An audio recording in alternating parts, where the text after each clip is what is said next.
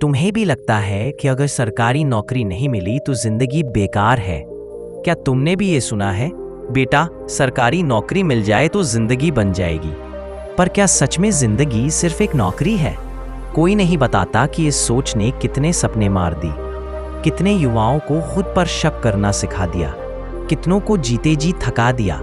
हमने तो बस माना जैसे कोई नियम हो कि पैदा हुए तो सरकारी नौकरी करनी ही करनी है, मानो अगर वो नहीं मिली तो जिंदगी हार गई। लेकिन क्या तुमने कभी खुद से पूछा क्यों ये बात हमारे दिमाग में इतनी गहराई तक भर दी गई कि अब हम खुद से सवाल पूछना ही भूल गए? ये कहानी तुम्हारी है, मेरी है, हर उस इंसान की है जो किसी सरकारी कुर्सी के पीछे खुद को भूला बैठा है। 5 साल के थे जब सुना कलेक्टर बनना, 10 साल के हुए IAS IPS की तैयारी करो बेटा, 12वीं में आए इंजीनियरिंग बाद UPSC देना, ग्रेजुएशन अभी से कोचिंग ज्वाइन कर लो नहीं तो पीछे रह जाओगे। और फिर 5 साल, 7 साल, 10 साल, एक ही बात, बस एक पेपर पास करना है, फिर सब कुछ ठीक हो जाएगा। कोई नहीं पूछता क्या वाकई ठीक होगा, क्या वो कुर्सी मिलने के बाद सुकून मिलेगा, या सिर्फ एक और सिस्टम में फंस जाएंगे हम। अब ये सुनो ध्यान से, सरकारी नौकरी बुरी नहीं है, बहुत अच्छा है अगर तुम अपने दिल से उसे पाना चाहते हो। अगर तुम्हें देश सेवा का सपना है या उस क्षेत्र में अपना जीवन देना है तो उसका सम्मान है। पर अगर तुम्हें सिर्फ इसीलिए चाहिए क्योंकि मम्मी को लगता है यह सुरक्षित है, पापा को लगता है यही इज्जत है, समाज कहता है यही जिंदगी है, तो रुक जाओ और खुद से पूछो, क्या तुम जिंदगी जी रहे हो या बस निभा रहे हो? क्योंकि यही सबसे बड़ा धोखा है। जब तुम किसी पेड़ को सिर्फ उसकी छाया के लिए उगाते हो तो तुम उसके फूल, उसके फल, उसकी जड़ों की ताकत को नहीं पहचानते। सरकारी नौकरी भी वैसी ही एक छाया बन गई है। छाया जरूरी है, पर क्या पूरी जिंदगी सिर्फ एक पेड़ की छांव में बिताई जा सकती है? अब सोचो, जब एक बच्चा पहली बार 10वीं में आता है तो उसे कहा जाता है अब सीरियस हो जाओ, बोर्ड है। फिर 12वीं, अब आगे का भविष्य तय होगा। और जैसे ही वो कॉलेज पहुंचता है सारे रास्ते बंद कर दिए जाते हैं, बस एक ही सुरंग दिखाई जाती है, सरकारी नौकरी। ना कोई पूछता है कि उस बच्चे का मन किस में है, ना ये कि उसे क्या अच्छा लगता है, ना ये कि वो क्या बन सकता है अगर उसे खुला सोचने दिया जाए। अब इसका असर समझो, हर साल लाखों युवा बिना खुद को समझे बस कोचिंग में बैठ जाते हैं। कई तो इसीलिए नहीं पढ़ पाते क्योंकि वो उस किताब से जुड़ ही नहीं पाते जिसमें उन्हें जबरदस्ती घुसाया गया है। वो किताब उनके सपनों की भाषा में नहीं लिखी गई होती। पर क्या कोई ये समझता है? नहीं, वो तो सिर्फ ये देखता है कि बच्चा पढ़ नहीं पा रहा, फेल हो रहा है, कमजोर है।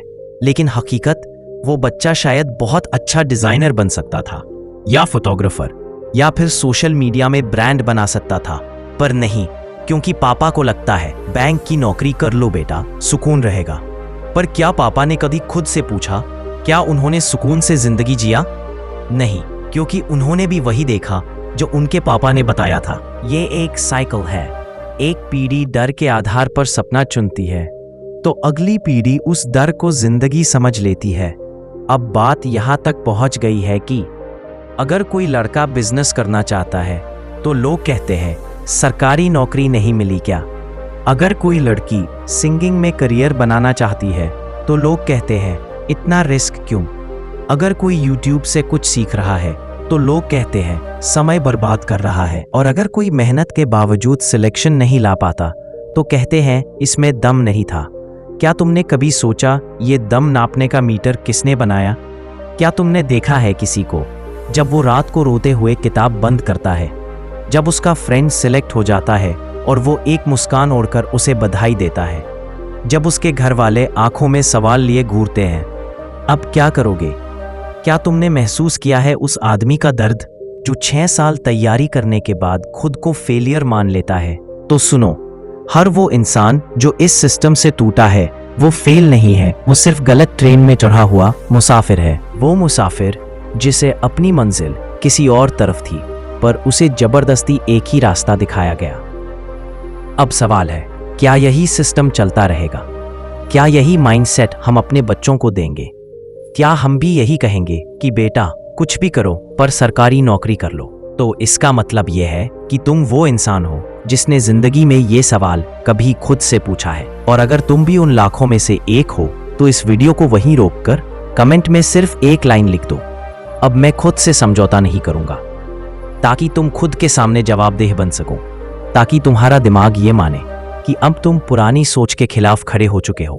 अब बात करते हैं रास्ते की, क्योंकि सिर्फ दर्द गिनाने से कुछ नहीं बदलता, रास्ता बताना जरूरी है। जब कोई इंसान किसी गहरे कुएं में गिरता है तो सबसे पहले उसे ऊपर देखने की हिम्मत चाहिए होती है, फिर चाहिए एक सीढ़ी, और सबसे आखिर में विश्वास कि वो सीढ़ी उसे बाहर ले जाएगी। तो आज हम वही 3 चीजों, हिम्मत, रास्ता और विश्वास। सबसे पहले बात करते हैं हिम्मत की। जिस समाज में तुम बड़े हुए हो वहां सबसे कठिन काम है लोगों की बातों को नजरअंदाज करना। अरे ये तो 5 साल से घर पर बैठा है, अब इसका कुछ नहीं होगा, बस किताबों में ही जिंदगी काट देगा, इतना पढ़ाई करके भी कुछ नहीं बना। ये वो आवाजें हैं जो तुम्हारे कान में नहीं, तुम्हारे आत्मविश्वास में गूंजती हैं। अब पहली चीज ये समझो, लोग क्या कहते हैं वो तुम बदल नहीं सकते, पर तुम क्या सोचते हो वो तुम रोज चुन सकते हो। तो सबसे पहले अपने दिमाग में एक नई आवाज भरो, मैं अभी भी लड़ सकता हूं। दूसरा पड़ाव है रास्ता ढूंढना। अब यहाँ कई लोग फंसते हैं, सरकारी नौकरी नहीं मिली, अब क्या करें? तो चलो इस सवाल का जवाब आज ढूंढते हैं, बिना घुमा फिराकर, साफ शब्दों में। पहला रास्ता है अपना हुनर पहचानो। कभी खुद से ये पूछा है, मुझे सबसे ज्यादा मजा किस काम में आता है? मैं क्या ऐसा करता हूं जो लोग बार बार मुझसे करवाते हैं? मेरी किस चीज की तारीफ होती है? यही सवाल तुम्हारा हुनर है। कोई अच्छा बोलता है, कोई अच्छा लिखता है, कोई गाना गाता है, कोई गाड़ी चलाता है, कोई मैनेजमेंट में तेज होता है, कोई ड्राइंग में। इन सब का पैसा बनाया जा सकता है। हाँ, शुरू में कम होगा, शुरू में लोग हंसेंगे भी, पर हर छोटा काम एक बड़े बदलाव की शुरुआत है। दूसरा रास्ता, स्किल सीखो। आज 2025 में जी रहे हो, तुम्हारे पास मोबाइल है, यूट्यूब है, गूगल है, फ्री कोर्सेज है, AI टूल्स है। तुम डिजिटल मार्केटिंग सीख सकते हो, फोटो वीडियो एडिटिंग सीख सकते हो, voice over, YouTube automation, freelancing, app development, सब कुछ। तुम्हें कोचिंग में 5 साल बर्बाद नहीं करने पड़ेंगे, बस 6 महीने लगाओ पूरे दिल से और एक स्किल मास्टर करो। और फिर तीसरा रास्ता, कमाओ सीखते हुए। आज इंटर्नशिप्स हैं, पार्ट टाइम फ्रीलांसिंग है, सोशल मीडिया पर रील्स से लेकर ब्लॉगिंग तक हर चीज पैसे दे सकती है। बात सिर्फ एक चीज की है, तुम्हारी मानसिकता की। चौथा रास्ता, कुछ भी छोटा मत समझो। कोई अगर चाय का स्टॉल लगाता है तो सोसाइटी उसे नौकरी न मिलने वाला कहती है, पर तुम सोचो, अगर वो उसी स्टॉल को ब्रांड बना दे, उसके 5 आउटलेट खोल दे, तो क्या लोग तब भी मजाक उड़ाएंगे? ये सोसाइटी सिर्फ 2 फेजेस जानती है, फेलियर और हीरो।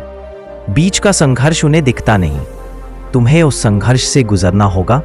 अब सुनो, ये बातें सिर्फ सुनने के लिए नहीं है। आज रात जब ये वीडियो खत्म हो तो एक कॉपी निकालना, एक पेन उठाना और लिखना, मुझे क्या आता है, मुझे क्या सीखना है, मैं हर महीने कितना समय बर्बाद करता हूं। अगर मैं 6 महीने सिर्फ एक दिशा में मेहनत करूं तो क्या हो सकता है? बस यही से शुरू होगी तुम्हारी नई जिंदगी। अब जरा एक पल के लिए आंखें बंद करो और सोचो, अगर तुम आज से 5 साल बाद सुबह उठते हो और तुम्हारे पास वो सब है जो तुमने चाहा था, एक अच्छा घर, खुद का काम, सम्मान और वो आत्मसंतोष जो कभी सरकारी जॉब से नहीं मिला था, क्या तुम उस जिंदगी को देख पा रहे हो?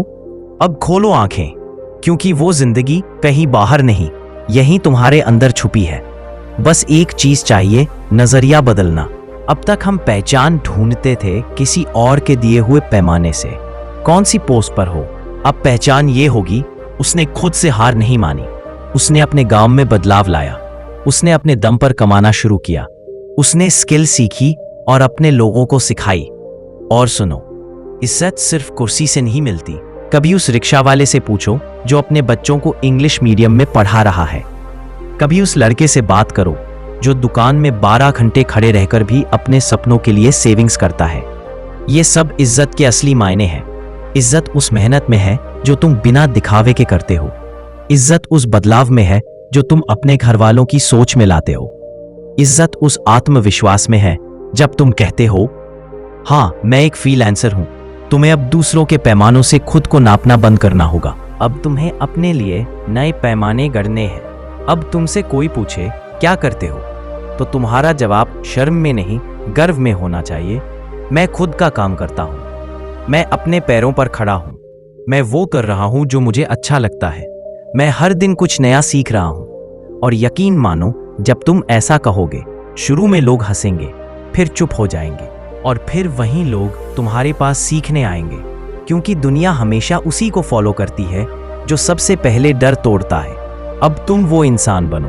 अब हम उस मोड़ पर हैं जहां से हर रास्ता खुलता है या हमेशा के लिए बंद हो जाता है, क्योंकि जिंदगी की सबसे बड़ी परीक्षा यूपीएससी नहीं है, एसएससी नहीं है, बैंक पीओ नहीं है। सबसे बड़ी परीक्षा है तुम खुद को क्या मानते हो। क्या तुम अब भी खुद को सिर्फ एक रोल नंबर समझते हो? क्या अब भी ये सोचते हो कि तुम्हारा असली नाम तो तभी चमकेगा जब रिजल्ट आएगा?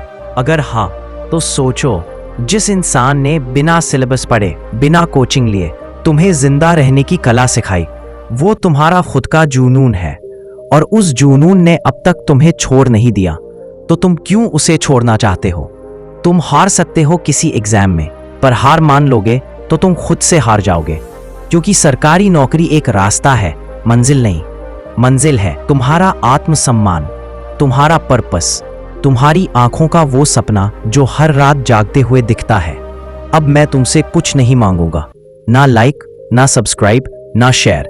मैं तुमसे एक बात कहूंगा, बस एक बार अपने अंदर झांको, और अगर तुम्हें वहां थोड़ा सा भी डर दिखे, थोड़ा सा भी टूटापन, थोड़ा सा भी पछतावा, तो आज ही, अभी इसी वक्त एक काम करो, एक वीडियो बनाओ सिर्फ अपने लिए। कैमरा ऑन करो और बोलो, मुझे सरकारी नौकरी नहीं मिली, लेकिन मैं अभी जिंदा हूं, और अब मैं अपनी जिंदगी खुद बनाऊंगा। इस वीडियो को कहीं पोस्ट मत करो, बस रोज देखो, जब भी टूटो, जब भी थको, जब भी लगे कि अब कुछ नहीं बचा।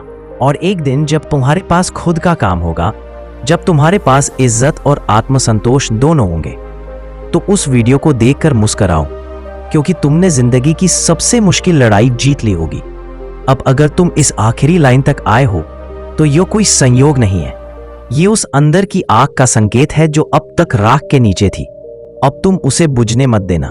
अब इस वीडियो को वहीं भेजो जहां तुम्हें लगता है कोई और भी उस आग में दबा हुआ है, ना इसलिए कि ये वीडियो वायरल हो जाए, बल्कि इसलिए कि वो इंसान फिर से जी उठे, क्योंकि जिंदगी बदलने के लिए एक मोटिवेशन काफी होता है, और आज वो मोटिवेशन शायद तुम हो।